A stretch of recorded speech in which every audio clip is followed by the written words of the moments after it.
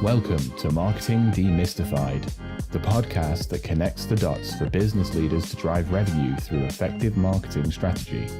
We chat with marketing experts on different topics that will help you ramp up your revenue. We stream live on LinkedIn, Twitter, and YouTube, and you can listen to us on your favorite podcast platforms. Marketing Demystified, the podcast, is presented to you by GrowGetter, your partner in growth marketing. And here's today's episode. Hello, everyone. Are you ready to be inspired, informed, and empowered with actionable tips to transform your marketing game? You are in the right place. Welcome to Marketing Demystified. I'm your host, Jenn Mancusi, CEO and co-founder of GrowGetter, your growth marketing partner. Today, we're talking about one of my all-time favorite topics. This affects every single business, regardless of product or category, and that is your positioning and messaging. If customers are confused by your messaging, marketing, and probably sales efforts are going to fall flat. But how do you know if your brand message is actually clear? So to help us move from confusion to clarity, I'm joined today by Lynn Tickner, StoryBrand certified guide and founder of Ink and Key. Lynn specializes in empathy-first customer journeys and marketing. She's helped over 500 businesses create memorable, standout brands. Today, she's here to share the framework that turns unclear messaging into real conversations. Welcome to the show, Lynn. Hello, thank you. I'm so excited to be here, Jen. I'm so excited to have you on. Like I said in the intro, this is one of my all-time favorite topics. And I'm also a huge, huge fan of the StoryBrand framework. And so to talk to you about that specifically, I think is really exciting today. Yeah, I'm excited too. It's my favorite thing to talk about as well. So I bet. I'd love to hear like how you kind of first came across StoryBrand and what drew you to really make a living out of it. yeah, that's a great question. So, one thing about StoryBrand and Donald Miller that I noticed when I first came across the book, which if you're watching, this is the book. If you're not familiar with it, Building a Story Brand. There's a new version out now, but the classic version is also great. I ran across the book, read the book. I believe I was on a flight when I read the book and my mind was blown. And it just made so much sense. It was easy. And so, of course, I signed up for every possible free thing that StoryBrand was giving away. And one thing about StoryBrand, just as a company, they're a very generous brand. They practice what they preach. And so I was able to get so many free resources, as I'm sure you have been, you've probably gotten a lot of their free resources as well. And so I began to use a lot of these principles for my clients. And I just got to the point where I was like, you know what?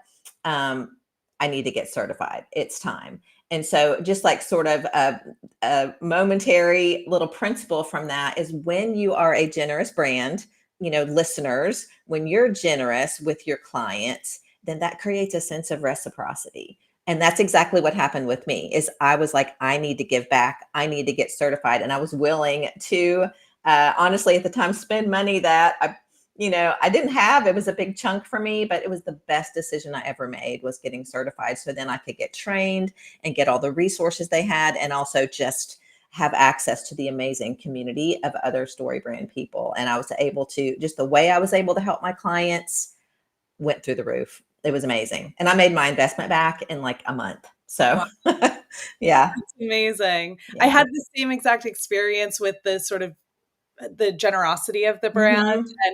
And I bought the book in an airport and read it on a flight as well. I love that. It was a short flight, maybe like a 2-hour flight. And by the time I got off, I like couldn't wait to give it to one of the co-founders of the company I was working for at the time and, get into the workshops and start using it. It felt like one of the most actionable books business I had read really ever. Like I closed the book and I had steps and I knew exactly what to do. And that felt very generous. Like it wasn't a mystery of what I should do next. For sure. Which is amazing. So let's take a step back then and talk about, why is it important to have a clear brand message for businesses? Oh, that's such a good question. Well, it's because of how our brains work. Okay. So our brains are always trying to do two things.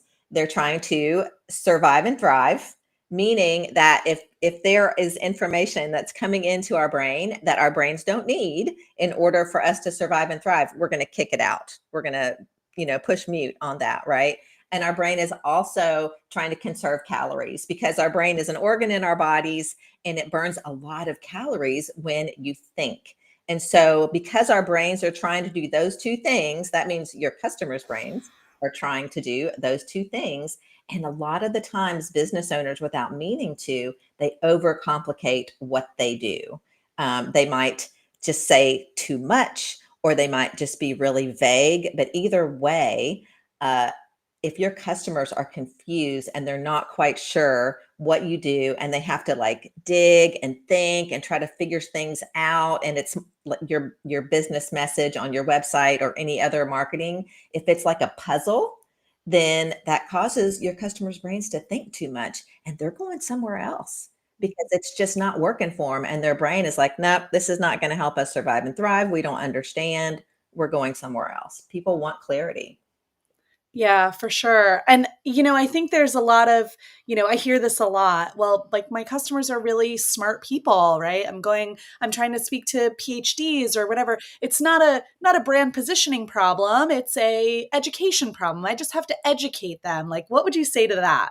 Oh, that's a good one. I get that a lot. Me Now, too. it is true that depending on, like, if I'm working for, which I actually am, I'm working with a group of psychologists at the moment, and so and they work on recertifying other psychologists, and so yes, their customer base are very intelligent people. Okay, but still, those very intelligent people that we're creating messaging for, they still have the same brains that everyone else does, and they still are trying to conserve calories and survive and thrive. So you can use words in messaging that, for instance, with this, if I'm speaking to psychologists, I can use insider language. I can use words that only psychologists would understand, and that's okay as long as I understand that their brains don't have to like work really hard to figure out this terminology. So you can nuance messaging to make sure that the words you're using are going to be easily understood by that specific audience, but you still have to make the connections for people so they don't have to make the connections themselves. So for the psychologist, we have to make that connection that what the psychologists offer as far as their recertification courses are going to connect with their audience's problem. So it's that making that problem solution connection for people so they don't have to make it themselves. Yeah, for sure. I think that's something that it's such a critical differentiator of like, it's not that people aren't smart enough to figure it out, but you need to make that connection for them. Because I notice when you say, what are the two things the brain is trying to do? Survive and thrive and conserve calories. It's not learn. It's not like, that's something that you have to put some effort in to do. And if it's too much effort, then people will move on. Yeah. So that clarity is super important. I guess, how could a business, somebody who's listening in now, how can they tell if their messaging is confusing to customers? Oh, that great question. So one thing I talk about when I do workshops or, guest on podcasts is the grunt test. And if you've read Building a Story Brand or heard Donald Miller, you've probably heard of the grunt test. So the grunt test just means you can pretend like a caveman or a cave woman goes to visit your website. And so within just a few seconds, let's say 3 to 5 seconds, that caveman or cave woman should be able to grunt out the answers to these 3 questions. They've never seen your website before. You meet this caveman or cave woman in a coffee shop and you say, hey, take a look at this website and answer these questions. What do you do? How do you make my life better? And what do I need to do to buy it? So many websites written by very intelligent people, very competent business owners, even other marketers.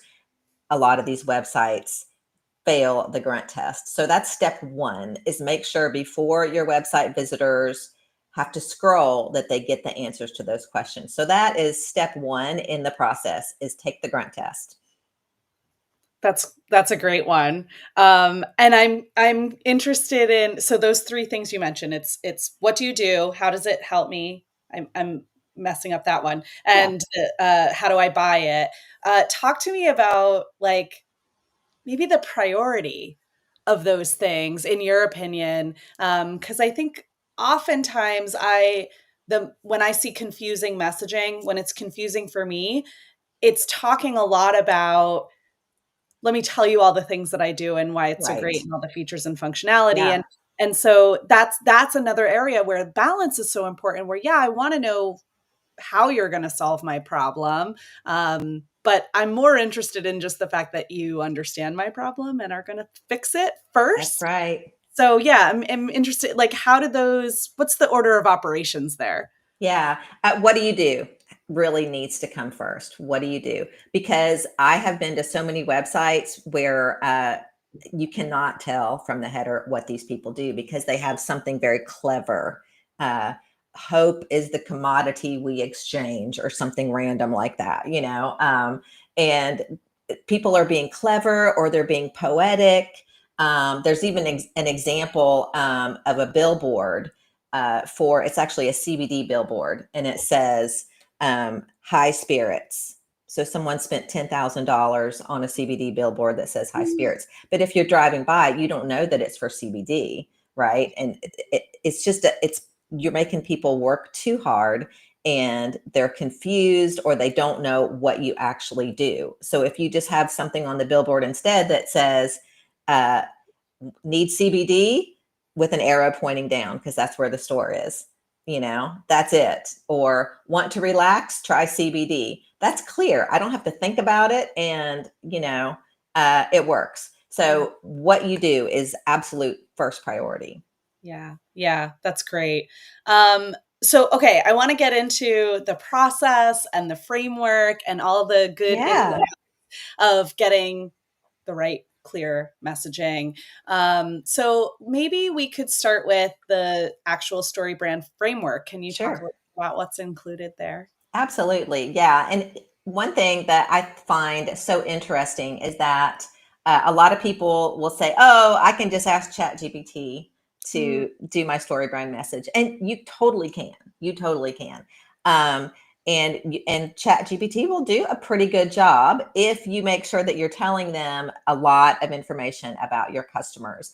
The problem that people run into is knowing the strategy and understanding a plan of, how do I take these elements of my message, these 7 sound bites, these 7 talking points that are about my customer, and how do I apply them to all of my marketing? So that's where it gets tricky. And also, it's just a revelation, I think, for some people to learn that StoryBrand is not a fill in the blank, Mad Lib, let me just figure out who is my customer, what is their problem, what do they want? What's their aspirational identity? What's my 3-step plan? What are all these parts? It's like StoryBrand is a full stack messaging system. It's strategic, and you can apply it to everything. And it actually, if you know how to apply it, which is why generally you need to hire someone who's StoryBrand certified, because they understand these things and they've been doing it for a long time. If you know how to apply it, that's where the magic happens, because so many people will attend. They're not doing the live stream now, but for years I coached the live stream. And what I found is that people would come back and do the live stream more than once, because they got their message, but then they didn't know how to apply it, and they didn't hire someone to help them do it. So it just sat there, which does you no good if it's just sitting there. So just a little preamble to going over the message. But so would it be helpful just to walk through? Yeah. Okay. Yeah, would love to hear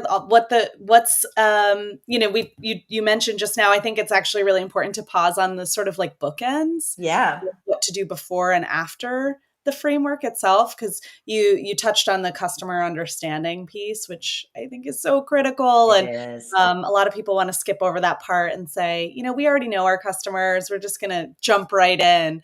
But pausing a little bit to really understand your customers, I think, is really critical. And then the application, if you do all this work to establish your brand story and then don't know exactly how to put it into practice, then it might not work as intended. So I think those are really important bookends, but I'd love to hear about the framework itself and the different elements. Yeah, for sure. So just quickly, why do we even use story in marketing? It's because story helps our brains pay attention. So that's why we even use it. It's been around for thousands and thousands of years. And the thing that I always find so interesting is that 30% of our brains or more are always daydreaming. And the only time 100% of our brain focuses is when we are reading a book or watching a movie.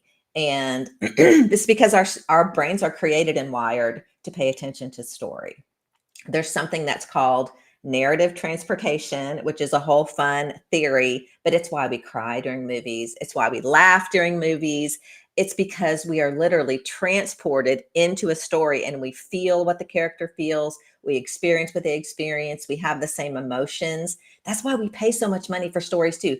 Just think about it for a minute, listener. How much money do you pay every month for stories, right? For your streaming services, Netflix, Apple TV, all the things. It's because we are wired for story. Story makes us pay attention. We love it. That's why we use it in marketing. So I think that's important to establish too, is just why it works. It's because we love it. We're wired for it. And it's going to help your customers, your clients, your buyers pay attention in a really busy world, because your buyers have a lot going on, just like we all do. So I'm going to use a visual actually for people that are watching. If you're not watching, no worries. But this is like a fun little visual. Let's see if I can get it. It's mirrored. See if I can focus for a second. So this just kind of, I love visuals.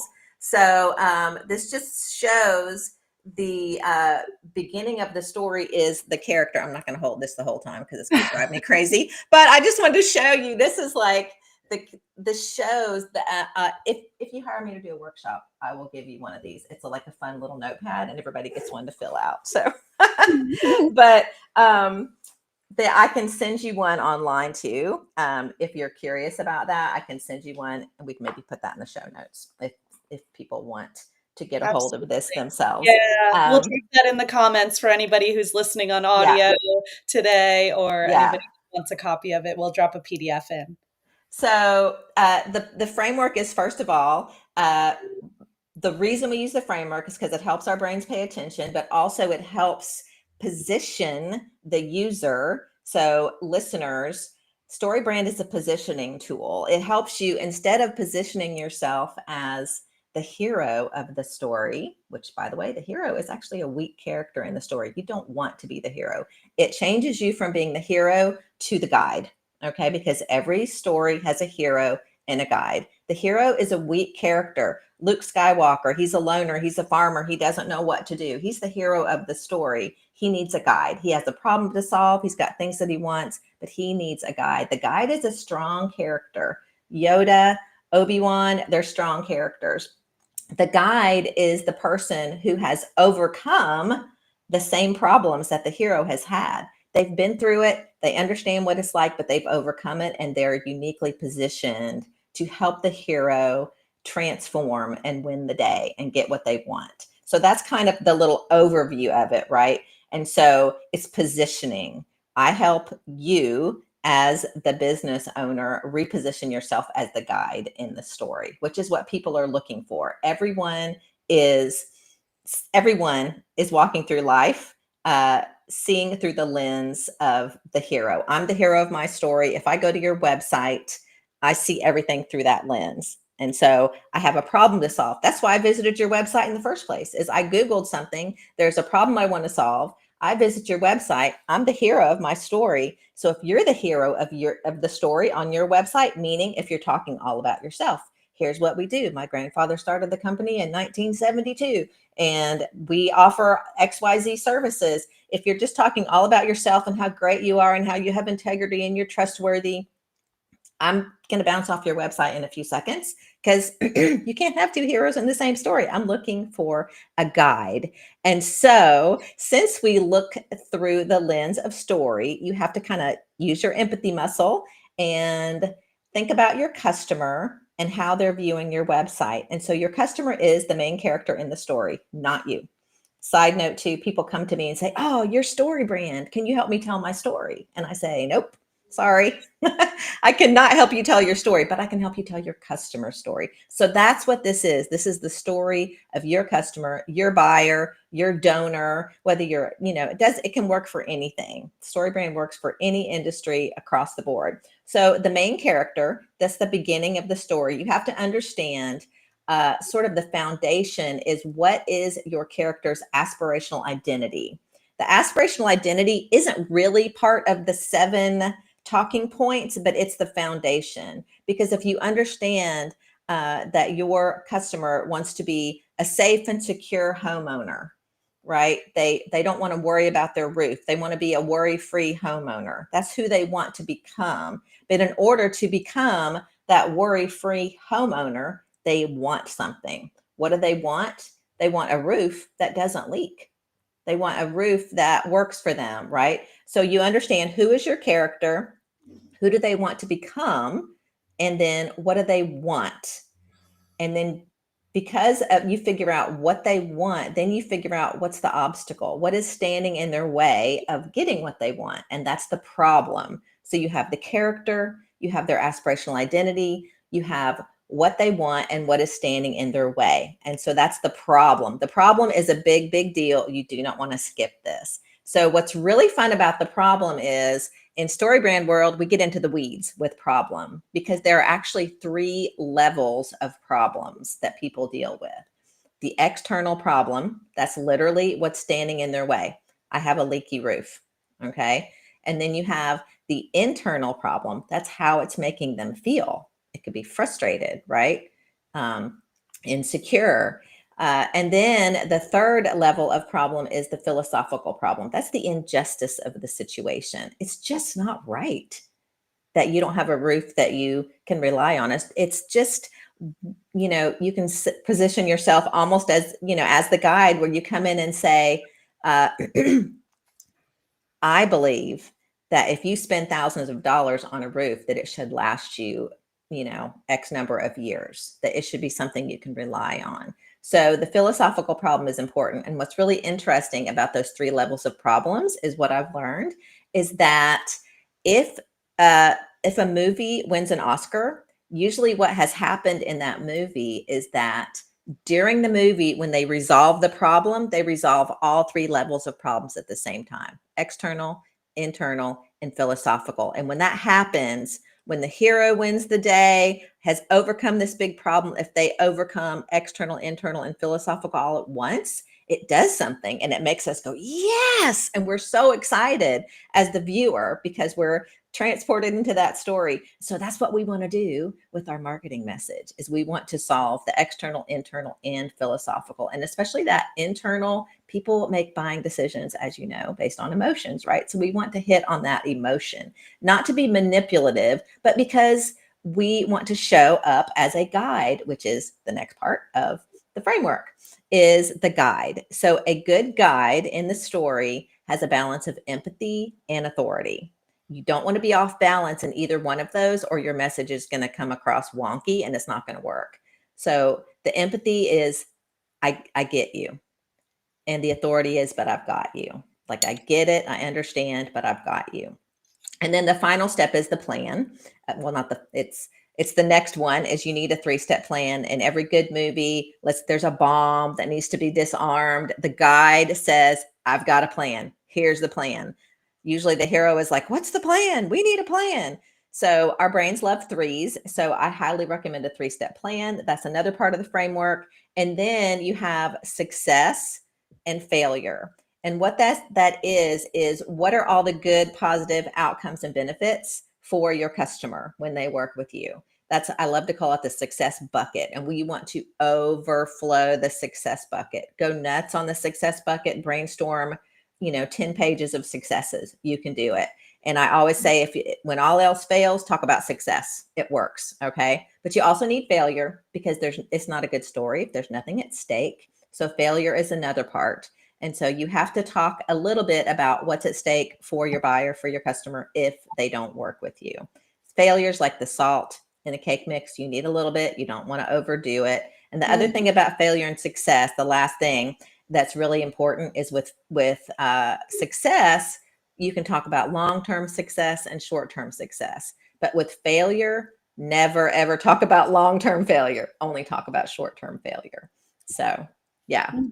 That's a really good tip there at the end. And I love the analogy of, it's salt in the cake mix. It's just a little bit to kind of highlight, hey, this is what's at risk here if you don't get this right. And, but don't worry, we've got you.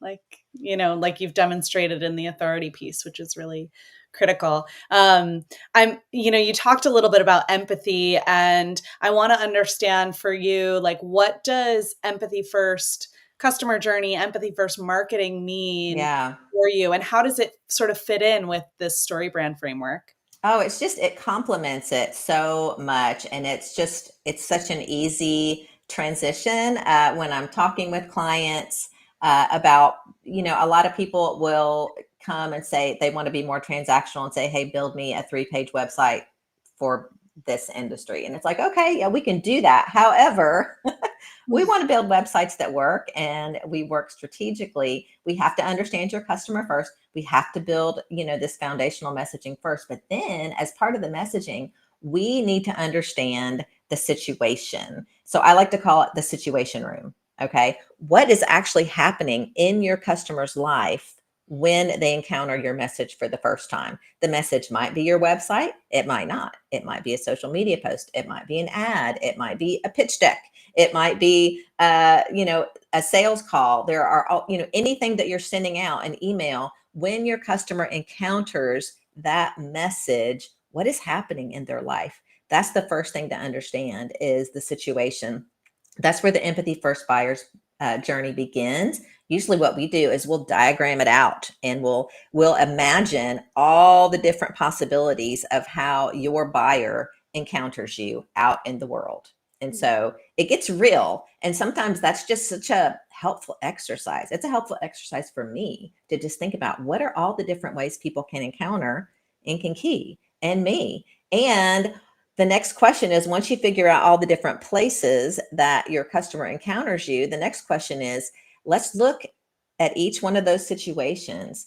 Is there any possibility that when the customer is in that situation, with the understanding of what's going on in their life, when they encounter us, is there any possibility that they're going to be confused or not know what to do next?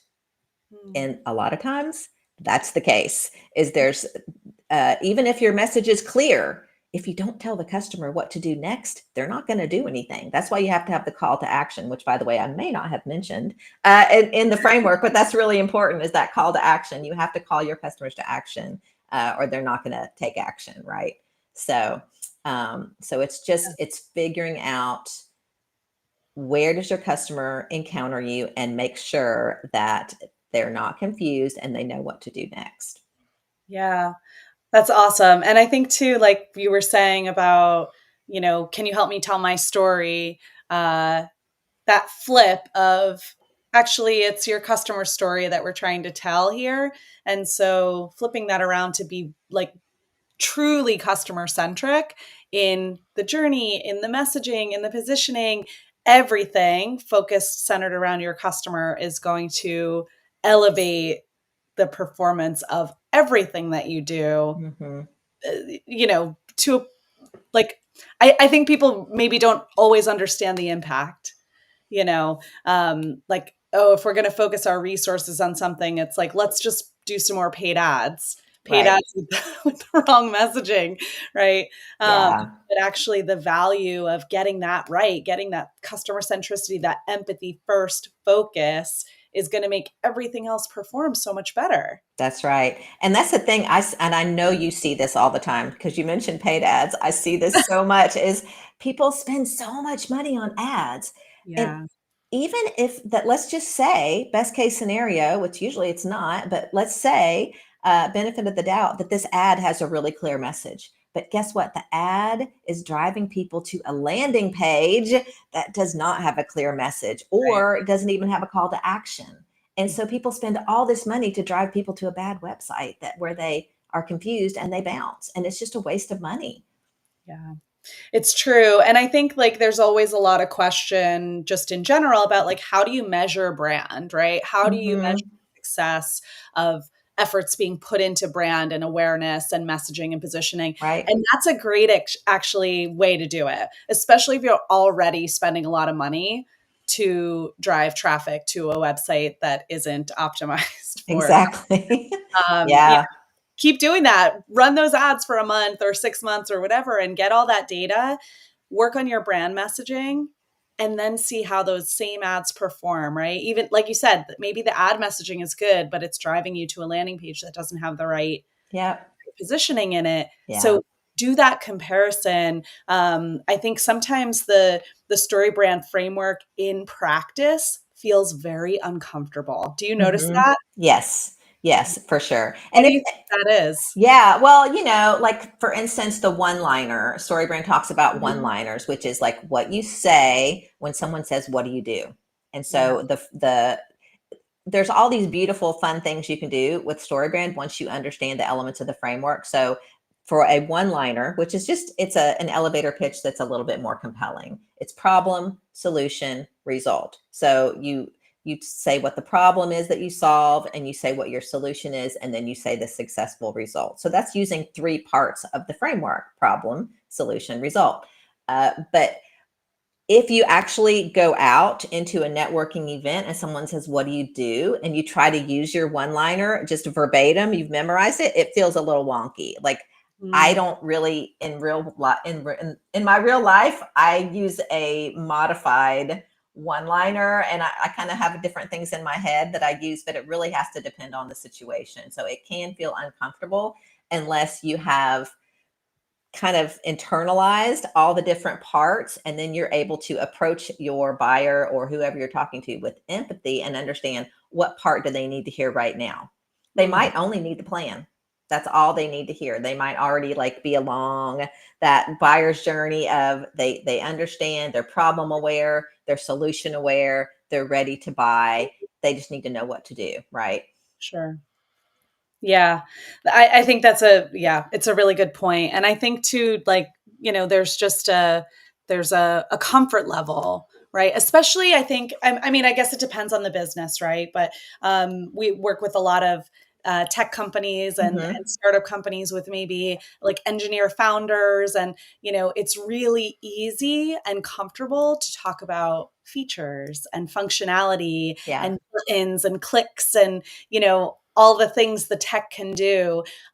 It's actually really uncomfortable to talk about problem solving and to Hmm. talk about Hmm. empathy and to Right. guide a customer through, a philosophical problem. Like that Yeah. feels very uncomfortable. And like people they're not going to understand. They're not going to know what I do. Right. Hmm. Hmm. Lot. But I think connecting those things together, there's a lot of really amazing brands out in the world that have done this well. And looking at them as examples are, it's demonstrated, but it feels uncomfortable when you're doing it for your own company. Yeah.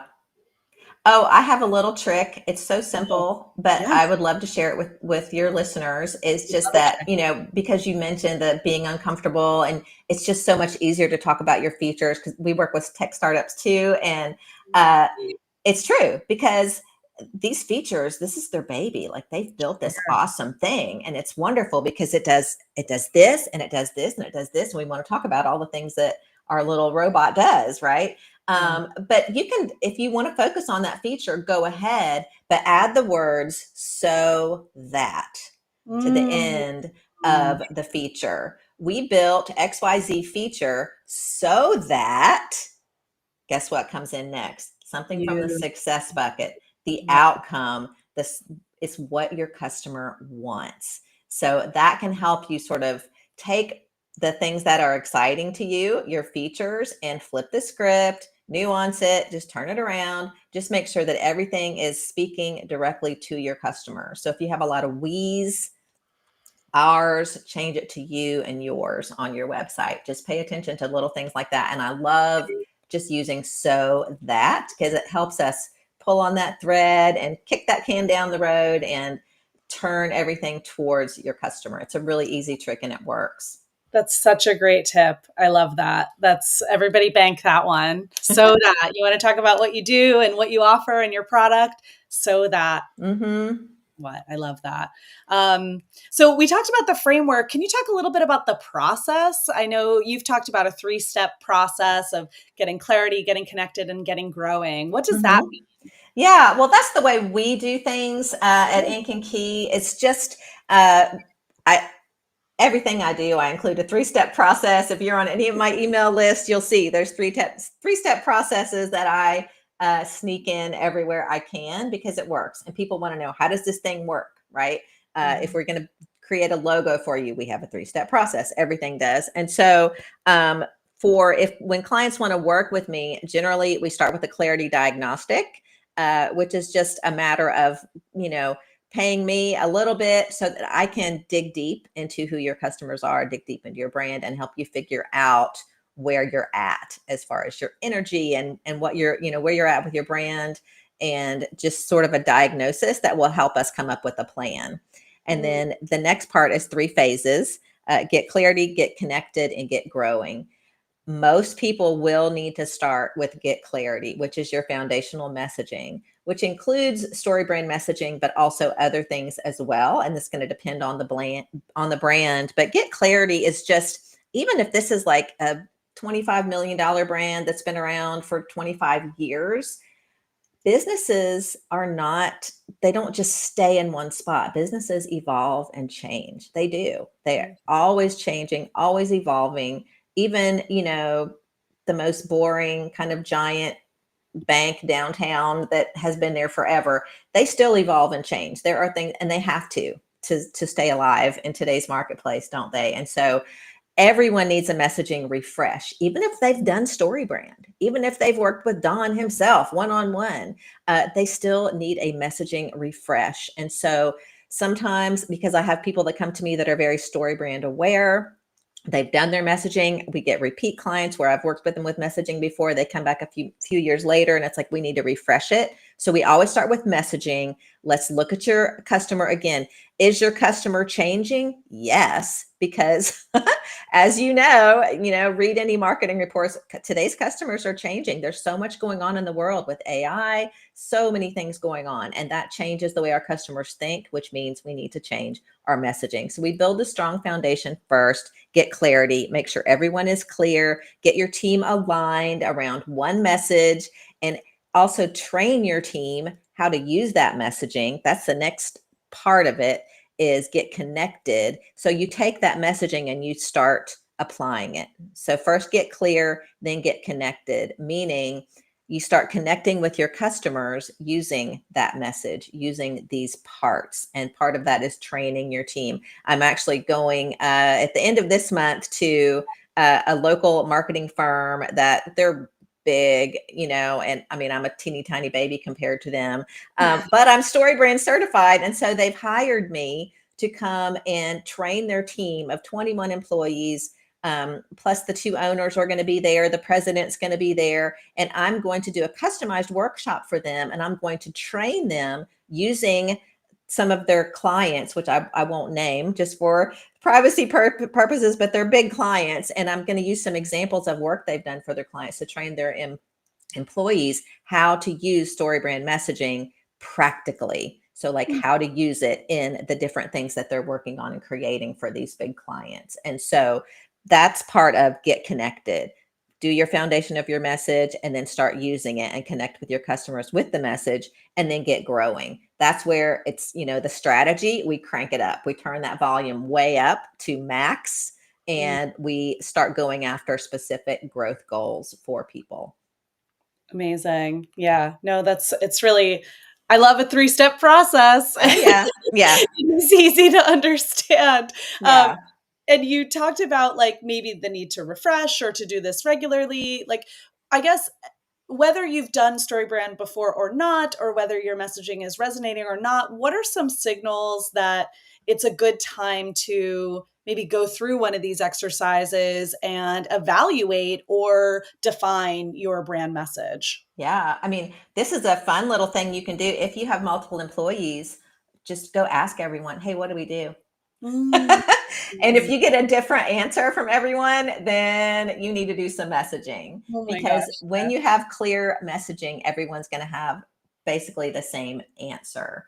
And so having a clear message gets everyone aligned. That's something we're working with. There's a water purification company that we're working with, and we're specifically helping them with their sales efforts. And so, we're making sure their messaging is clear. Even though they did messaging with us probably 5 years ago, they've come back to us for sales things, and we kind of had to refresh the messaging before we could work on their sales. We're making some brochures for them, and we're talking to their sales representatives and making sure that everyone is on the same page with the actual physical materials they're handing people, but also what are they saying, and making sure everyone is completely aligned. And really all that means is, do your people understand your customers, and are your people able to clearly explain to customers and help the customers understand that you are the solution to the problem that they're challenged by? It's just that problem solution connection. And so I think I rambled a little bit. Hopefully that answered your question.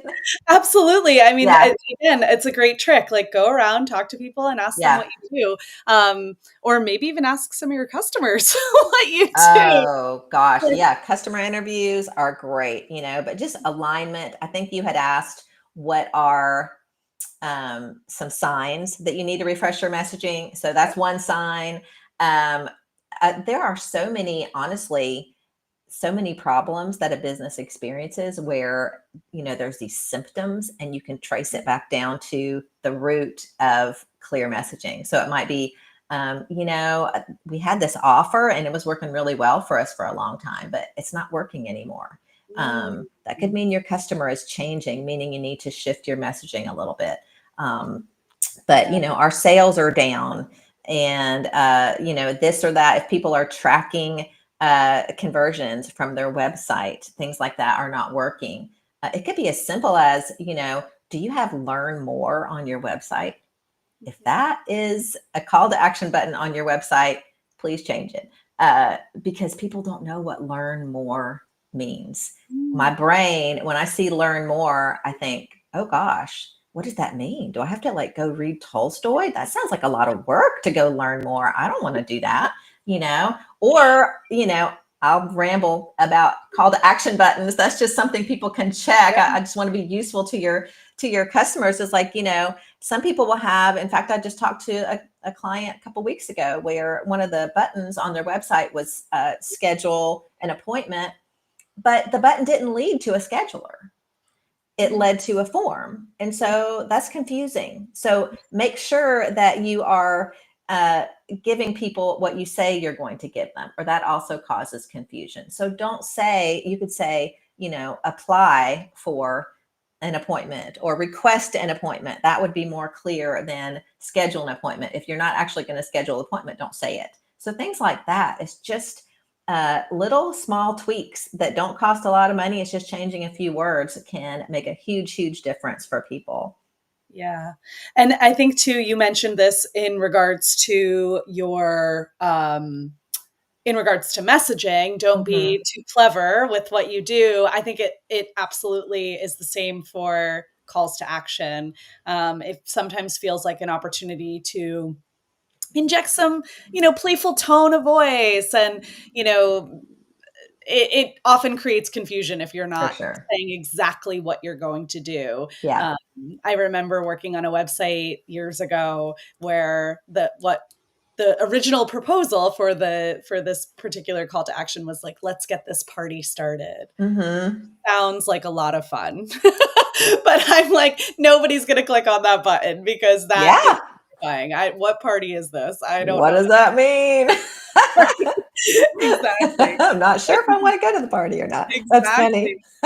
So yeah, it's another opportunity to, not be too clever. But what was I going to say about so yeah, as you're talking about, um, measuring what's not, maybe things really aren't working or sales feel down or something, like on the flip side, how are you measuring success of an exercise like this? Like you've completed Yeah. the workshop or you've built the framework, you've implemented it on your site or wherever. How do you know if it's working? How do you know if you did a good job? Talk to your customers for one thing. And also, hopefully you or your clients are measuring things that are happening and paying attention. Sometimes it takes a little bit of time, but for instance, if you send out an email series and you include an email that has a 3-step plan, and you actually call your readers, the people on your email list, to action, and you use some of the framework elements in your series of sales emails, then pay attention to the conversion rate, because you should be able to figure out which conversions are coming from that email series that you just launched, or your new lead magnet, whatever that might be. If you have like a free video course that you're giving away. Another way that I like to measure things is just a really simple way is when people get on a call with me for the first time, a lot of times I'll do like a quick free website review. I have a paid website review version, but I'll do a free one and I'll say, hey, do you want me to look at your website? We'll pull it up. I'll share my screen and I'll just give a few tips like, hey, you know what? You might want to move this here, or what would you think about changing this word to that word? And just a few little small changes that are not overwhelming. I try to be encouraging and not discouraging to people when because your website is your baby, and it's kind of hard if someone is like, this is terrible. So you don't want to do that. But what has happened on so many of those calls, when I just give a few little changes, is people will come back, even if they don't hire me. They'll say, oh my gosh, I changed my call to action button. Or some people don't even have a call to action button. It's true, they don't. I added that call to action button in the upper right hand corner because you taught me that people's eyes move in a Z pattern when they visit my website, and that's territory that we need to put that CDA button on.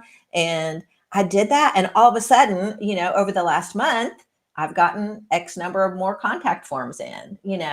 And I even worked with a local. There's a local ads specialist who is like, he's brilliant. He's a brilliant marketer, just ridiculous. And sometimes he'll work with me on projects where I'm like, oh, I can't do that, but wow, you're awesome. Let's put you on the team for this client. So this is a brilliant guy. And we went over his website together just for fun. And I gave him a few little small tips, just because he asked me. And he measures everything more than anyone I've ever seen measure things. Like I'm not that great at it, but he's awesome at it. And he pays attention to every tiny thing that happens on his website, every click, all the things. And he came back and he actually gave me numbers. And then he did a little video with me too, where, I said, hey, do you want to talk about that? And he did. And he told me exactly the successful results that happened as a result of only changing a few words. So, wow. Yeah. Amazing. So yeah, lots of different ways to track and measure. Definitely important to do. Yeah. And it's really just, what is the number one problem that's bugging you as a business owner? And let's change the messaging. Let's apply it. And then, is that problem solved, or are you still experiencing it? Okay. Because it can't be just messaging. Sometimes there are other things going on, and as a messaging strategist, if I'm not your fractional person and I'm not deeply involved in every part of your business, I can't take responsibility for all the other things that might be happening behind the scenes in the business. So people have to understand that, but yeah, it still can help so much. Yeah, absolutely. Now, before we kind of wrap up, I'd love to hear, are there any brands out there that you think have done this really well, or maybe a real transformation example that you can share, that a company went from X to Y and what the outcome was? Yeah, StoryBrand, of course, is a great example. But I can think of, two different brands that I worked with. One is B2B. One is B2C, which we don't do lots of B2C, but this just is it's the beautiful thing when someone comes to us with an idea and that solves a problem. And then we help them build the entire brand from scratch because we do specialize in naming. I have an 18-person naming team. So I had a person come to me who she struggled with food allergies. And when she traveled, she couldn't find any plant milks or nut milks that didn't have weird ingredients that would make her sick. And so she needed a travel blender. But she didn't like all the gunky extra pulp that would end up, if you just use a regular blender, that would end up in her milk. So she created the first and only, as far as I know, travel blender that has a filter, like a micro filter that keeps all the pulp out of your plant and nut milk. It's USB powered. So she came to us with this idea and we named it, we called it Nocci, Nocci, which means nuts. We created all the branding. We have a cute little squirrel mascot. We did all the writing, the messaging, built the website. And you can find that if you want to at mynocci.com. I love her. So I love to promote her. But that's like a huge transformation because she has absolutely taken off. And so we created a super fun website, but we still made sure it was clear. So that's one example. And the other one is an OBGYN, because we do work with a lot of medical and healthcare brands. And she wanted to create a postpartum concierge service for moms that were not getting the care that they needed. So she also came to us for a name. We named her practice Lily V Postpartum, Lilivy. And we created a super clear message and, of course, super empathy focused, because these sweet little moms that are so overwhelmed and sleep deprived and they get all this care when they're pregnant, after the baby's born, they get ignored, and it's like, wait a minute, I still need some help here. So that's what that was the problem she wanted to solve, was to help these moms. She has grown by leaps and bounds. And now she's not just Lily V Postpartum, she's Lily V Health. And she's kind of getting famous, in some areas. And there are other OBGYNs that are kind of like fans of hers that are finding our link at the bottom of her website. Thank you, link. And they're coming to me and say, hey, I saw what you did for Lily V. Can you do the same thing for me? And so, side note, if you build websites, put a link on the bottom. And, so people can find you when they see what the site is doing. So the clear messaging that we did for Lily V, and, the words first, but then also beautiful, awesome design are, that's there too, to back up the words, but it shouldn't be flip-flopped. Shouldn't be design first and make the words fit in. Words first, and then the design supports the words. But all of that, building that brand and making sure it was clear, was a really strong foundation for Lily V. And I'm so happy for her and for her success. Amazing. Amazing. Thank you so much for those examples. And thank you for joining today and talking through this framework. I'm a big fan of the whole approach and really appreciate you being so generous with a deep dive on that framework. Oh, well, this was a joy. I mean, I could talk your ears off about this all day. So thank you for giving me, the opportunity to do that. And it's just been a joy to meet you and spend time with you. Absolutely. You too. Make sure everyone you're following Lynn on LinkedIn for her content, and we'll share some of those resources in the comments and the notes for you all. If you enjoyed today's episode, please subscribe to Marketing Demystified wherever you get your podcasts, and join us next time